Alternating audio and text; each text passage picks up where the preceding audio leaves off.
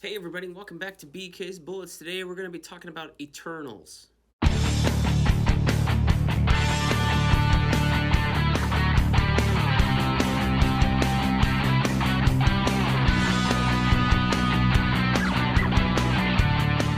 Hey everybody, welcome back to BK's Bullets. As always, I'm your host Brent Casina, and as you can see, I'm on travel again in this weird overseas hotel room. But I did get a chance to see Eternals, and I want to talk to you about it. But before we get into it, let me please ask you to do one thing. Please help me and subscribe. Helps me out, helps the channel grow, lets you know when I drop new videos, all that good stuff. So, Eternals. Man, this was boring. This was a bad movie. I now know what my wife felt like when we went to see Doctor Strange, because she said that was like the worst movie going experience of her life, even though I liked Doctor Strange as a movie. She's not a fan of Benedict Cumberbatch, so that immediately turned her off. And she said Doctor Strange was like the longest movie she'd ever seen because she was not into it from the jump. I think that was me with Eternals. Not because I had disposition towards any actor or anything like that, but I think I had a disposition of disappointment going in. I think Marvel really shot themselves in the foot with this long review period where people have been talking the last 2 weeks about, the spoilers or the review scores and all this stuff. And I know that I shouldn't let that get to me, but when that's the main thing talking about, when you see headline after headline, if you're scrolling through Facebook or Twitter, if you follow a news site or two, like I do, I only follow two news sites and maybe two other personalities that deal in that stuff, and they're basically talking about how Eternals is the worst reviewed Marvel movie, first Rotten Tomato, whatever. And I'm like, I don't know if it could be that bad. Like, come on, like this is from Chloe Zhao, who won Best Director last year for Nomadland, even though I never saw Nomadland, so I can't endorse Nomadland because I've never seen it. But I did know that she was kind of like this kind of slow director, like took her time to build a story. She really has like a natural light looking aesthetic, which was on display in the previews. And honestly, Eternals is probably one of the better looking Marvel movies because it uses so many practical locations and sets. It just did not translate story wise, and I, you can only blame the story in for that. Honestly. Um, so I think the beginning of the movie really intrigued me. You have Cersei running around with Sprite, running around with Dane Whitman, who is Kit Harington from Game of Thrones. Gemma Chan, I think, was probably one of the better actors in here, although I do feel like most of the characters did not have any character at all. Um, I felt like most of the Eternals characters were kind of, those actors were kind of playing themselves, or doing things we'd seen before. And the only person I really saw a performance out of in terms of doing something new or something that wasn't seen before was Kit Harington playing this weird, nerdy professor guy who was nervous and stuff. And there was probably a little bit of Jon Snow with him with the end credit scene, but otherwise, I really felt like he was doing something different that we have not seen out of Kit Harington before. So, good choice for that. But and even these other actors, we've not seen a whole bunch from them unless you're Angelina Jolie. But you know, um, Gemma Chan we've seen in Crazy Rich Asians, and I did like her. She's very likable. I didn't see anything in her with this character in terms of like a characterization. Brian Tyree Henry, who I generally like, was doing the same thing he's done in every other movie. If you've seen, what was the other movie he was in this year? Godzilla versus Kong. This is kind of the same kind of manic um, thing he's doing in that movie, and that's disappointing because Brian Tyree Henry is Miles Morales' dad in Into the Spider Verse, and that's a very different character and a very different performance, voice or whatever, and that's kind of like so he's got range. It just wasn't on display here, and I don't know if that was the writing or what. It's felt like they were casting these actors in order to get, and to get the thing that they're known for the most. Angelina Jolie was totally doing her action hero Angelina Jolie persona. Um, that was here. Richard Madden, who I liked in Game of Thrones, I really liked him in. Oh gosh, there's a Netflix series that he's in called The Bodyguard, I think, which is he's phenomenal in that. And in that one, he's flawed. He's got problems. He's got attitude, and he's got action. And then as Icarus, he was very stoic, just like you've seen him do with Robb Stark in Game of Thrones for most of that show, when he was like trying to put on a front that he wasn't scared and things like that. So it was kind of disappointing to see all these actors whom I like not really do anything new. Kumail Nanjiani, who I had seen before. I really didn't appreciate Kumail until I watched Silicon Valley over the quarantine and all that shit last year, and I really really like him as an actor. I think he's really funny. He's really talented, and for him to go through such a physical transformation to become this eternal, this immortal being, commend him for putting in the work. He does look a little different. I don't know if he's, taking some things or whatever, but maybe it's just the amount of muscle he put on the chain. Like his face is, I don't know, just I don't know. But even here, it's the same Kumail as in the Dave Bautista movie in Stuber. It's the same Kumail that was in, Silicon Valley. He's still cracking jokes, cracking wise, instead of being not a serious actor. I'm not laying the blame on him, but just the character. It seems like they wrote these characters for these types, and then found famous actors to fill those types and just said, just do what you do instead of mixing them around. Would it have been more interesting to see Kumail Nanjiani play Icarus and be the stoic type and not have any humorous lines? I think so. That would have been interesting to watch. Might not have been what audiences want out of somebody, but certainly more interesting.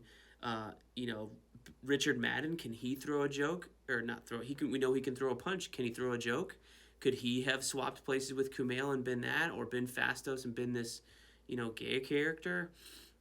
I don't know. I think that would have been a little bit more interesting than to see people play exactly their type as they were in this movie. And since there were so many characters in this film with the Eternals, there was not a chance for really anybody to shine, or be like, I really like that guy, or at least for me, because as it wasn't something new, there was nothing to latch onto. And so when you have performances that were the same, or very similar, that you've seen before out of all these actors, and then they're given these kind of nothing characters, it's just kind of blasé the entire film, and you're just like, well, all right, well they're just in cool costumes, and those look nice, and the effects look nice, but there's no characters to grab onto. And then, well, what about the story? Well, the story is kind of a mishmash of a whole bunch of things, and it just goes to show that Eternals is not the strongest thing that Jack Kirby ever did. Eternals, and I've got videos on the channel when talking about the overview of Neil Gaiman, talking about Eternals. I got a review of the Neil Gaiman Eternals series. I got an overview and review of the Deny the Apocalypse trade by the Knopf brothers of that series, which is, one of the better Eternal stories that I've read out of the two, I guess. So don't judge me by having only read modern Eternal stuff. I've read the Kieran Gillen stuff today that's current. But it just seems like, Eternals was this secondary idea of Jack Kirby when he struck out on his own. He left Marvel, he went to DC, he did the Fourth World, and that's where you get Orion, you get Darkseid, you get Apocalypse, and the New Gods, and New Genesis, and Light Ray, and all these other guys. And then he comes back to Marvel and does the Eternals, which is very similar to the New Gods. They're also gods, they're also Eternals, immortals, whatever you want to call them. The only difference is, and it's another thing about Eternals versus Deviants, as opposed to New Gods versus Darkseid and the Apocalypse and his horde and all that stuff. So there's always like a constant battle between these, with these two ideas. They're kind of the same, one world versus the other, one race versus the other. So they're very similar ideas. It seems like it's pretty obvious at this point that the New Gods was the stronger set of ideas. I mean, in such the fact that Marvel hasn't used the Eternals at all, in the last 30 years. Whereas DC took the New Gods and they took Darkseid and they said, that's a great villain right there. We're going to make that the main villain of the DC universe. And that's what he is today. In the movies, in the comics, they're positioning Darkseid as the main antagonist for the DC universe. Probably also because of the Superman animated series.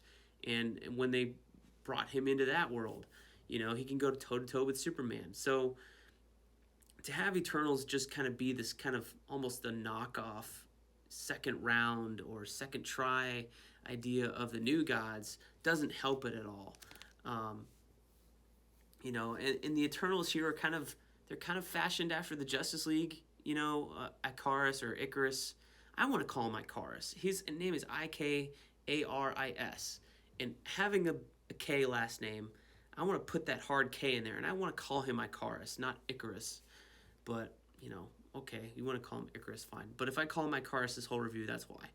But you have him as kind of like the Superman. You have Athena as like the goddess of war, the inspiration for Athena in Greece. She's kind of like the Wonder Woman analog. You have Phastos, you have Druig, and Sprite, who's kind of like the Puck analog for Midsummer Night's Dream, that character, or, kind of almost similar to Loki in a little bit of a way. Who else? You got the Flash with Makari. They're all kind of analogs of the already established DC characters. And, so it suffers there too. So I'm trying to say, like, there's really nothing original to Eternals. It's all kind of derived from somewhere and a rehash of something. But it's not compelling. It's not thrilling. Even in the original comics and the ideas, not really compelling, because you have Marvel have not done anything with that idea in 30 years. I mean, the only reason, they did Neil Gaiman's Eternals is maybe he had an idea for it. And that died off very quickly. Comics readers were not interested in the Eternals at all. You have Kieran Gillen doing a run right now. The only reason it's being published probably is because of this movie. You have Esad Ribic on art, who's a superstar artist, who I'm sure is, driving sales to that book. But the minute you take him off that book, or he falls behind and you switch artists and it's not Esad Ribic, you just watch how fast that book is going to get canceled, because I don't think comic readers are generally interested in Eternals as an idea. And I don't know that movie audiences are going to, like this movie at all. If they do, and even if they do, I don't think it's that compelling enough for them to get excited about a sequel or anything like that. Maybe that's the other reason they had these weird post-credit scenes at the end of it. I mean, the second one at the very end certainly I felt was deserved, because that was kind of set up during the film with Dane Whitman. But the first post-credit scene, the immediate one, the one that got spoiled online, with the appearance of Thanos' brother, who I will just allude to, and the actor who's playing him I will not say. But I'm almost kind of like, was that like a stunt thing? Did they want that to get out to drive people to see this movie because they didn't want to be spoiled the same way that Venom 2 had that Spider-Man post-credit scene at the end and told people not to spoil it? And this was the opposite, because they knew this movie was bad. I mean, I don't know. I really think they knew they had a stinker here and have been doing everything they can in order to promote it like it was the best Marvel movie. You had Kevin Feige saying, oh, this is unlike any other Marvel movie we've ever done. This is the movie I'm most proud of. This is the biggest risk. And I want to applaud them for taking a risk, for this movie, but this movie just falls flat. There is a story here, but it's not compelling. There are plenty of characters here, but they're not compelling. There are good actors here, but they're not compelling in their characters. Um, and I think just the weirdness of this plot of here's the Eternals and you're gonna meet them in media res as most movies do it now, which I kind of don't like half the time, and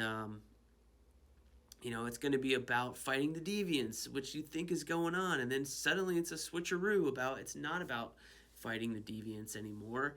It's about fighting themselves. Oh my god.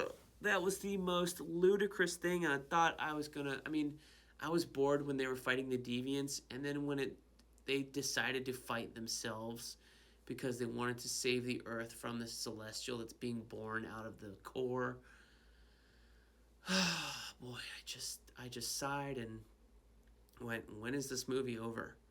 And this movie is long. This movie is 2 hours and 23 minutes. This movie should not be this long. No way, no how. I dare say you could cut all of the movie scenes of the past out of this film, and you would still be able to understand it. Maybe it would be better. But I think a lot of these flashbacks, as long as they don't really do anything to set up the story. They're building on character, but they're not moving the story forward, and because that they drag the movie down. They make it slow. They make it less interesting because you're invested in what's going on in the current Marvel universe, not necessarily the past. Because we already know in the far distant past, whatever stuff happened wasn't that different from what we know in our history books today, because there's been no impact or anything like that, and they're on a non-interfering basis. And the other weird thing too is they're at the same time as they're not interfering, you have them talking about like Phastos is fashioning a steam engine in the fucking Babylonian age. Like, are you kidding me? That's just bizarre. And yeah, there's a joke. Oh, okay, well then I'll give him a plow. So now you're taking all these characters and making them, either responsible for humanity and growing. You have Circe giving water to the crops in Babylon and teaching them about irrigation or something instead of letting the humans do it themselves. So now you're taking the self motivating factor out of humanity and putting it on these characters, and it's just kind of, it robs the whole idea of the story of that they're supposed to let humans do it themselves. But at the same time, every time we have a flashback, you see Eternals doing stuff for humans.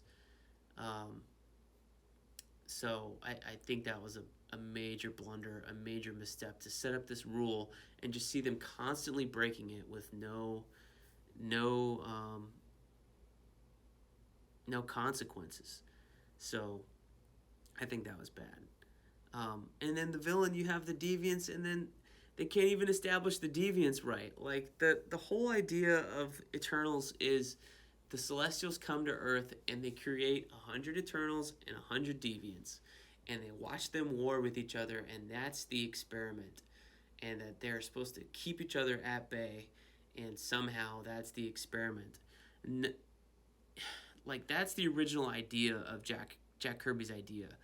And immediately, what totally maybe fucked with me on this movie is immediately you start with this text scroll.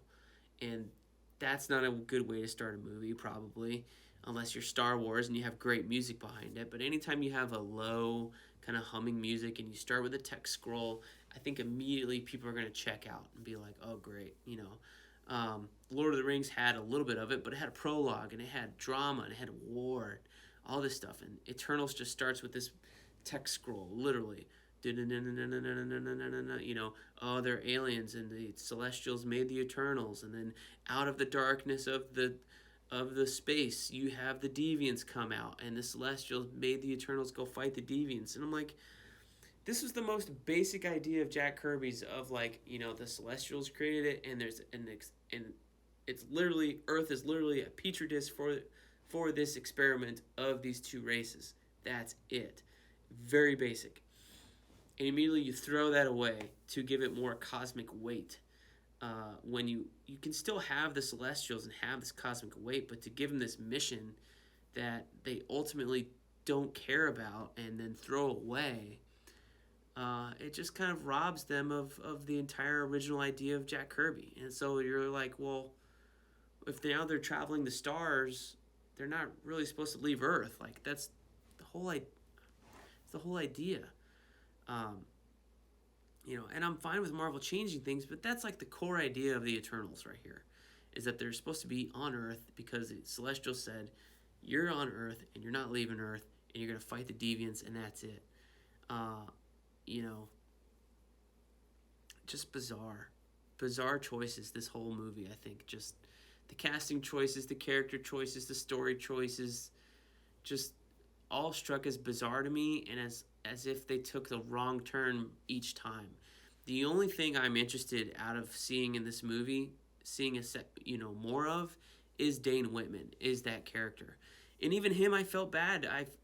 He was with us the first 20 minutes of the movie, and then they ditch him, and I was like, so are we not going to see that character you set up again at all? Nope. Just at the very end, after everything's been resolved, he comes strolling back up like, hey, Cersei, remember me? Oh, yeah. Oh, there's something I have to tell you. And then just this weird ending.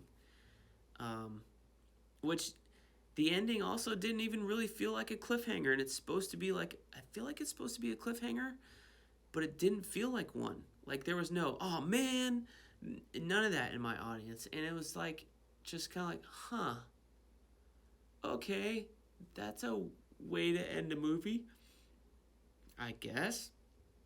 And the other thing it didn't do too, and maybe I'm reaching too far for this, is I'm not sure where the next phase of Marvel is going per se. Not just phase 4, but overall. I mean, you had seeds planted for the Infinity War and all that from the very beginning with the gems, and with at the end of Avengers when Thanos shows up and turns around and smiles, you knew immediately where this was going. And to have Eternals end with the Celestial saying, "Judge and I will be back for judgment," is, I don't know, it doesn't build any tension because you don't feel like they're a threat because they're so big, you know? After all, in this movie, you had a Celestial rise out of the earth and didn't do anything because it is so slow. You were literally watching the hand, and the fingers are so large that it's literally so slow because there's such mass to it that it's not a threat, and the Eternals just, nixed it entirely. So I think this movie fails. I don't know if this is rewatchable or not. In the way that Thor: The Dark World may be a little bit rewatchable because you're familiar with those characters and stuff like that, but I'm certainly not running back to see Eternals in the theaters at all. So I think you can skip this movie if you haven't already watched it.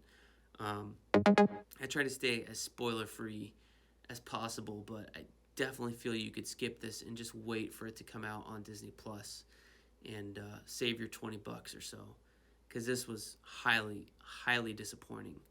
So I don't know, we'll see what's next. We got Doctor Strange on deck, and right before that, Spider-Man.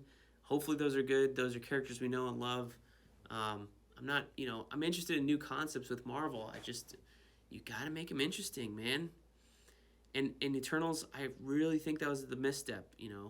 Eternals was not that interesting a concept to begin with, and you just kind of, stuck it out there because you wanted to? I don't know. Anyway, let me know what you guys think of Eternals down below in the comments, if I was right or wrong, and I will see you guys next time in the Funny Pages.